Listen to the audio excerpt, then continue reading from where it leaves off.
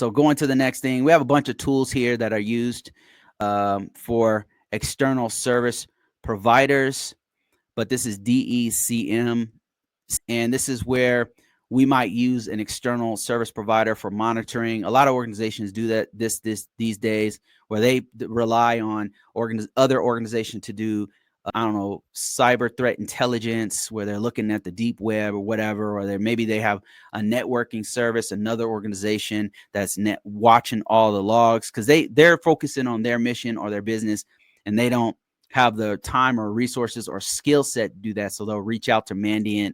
They'll reach out to some other organizations to help them to do this. So what do? You're tracking the administrative access. You're looking at configuration changes, unusual patterns, and organizations will rely on a third-party service for monitoring and providing activities beyond, because those are essential things to do.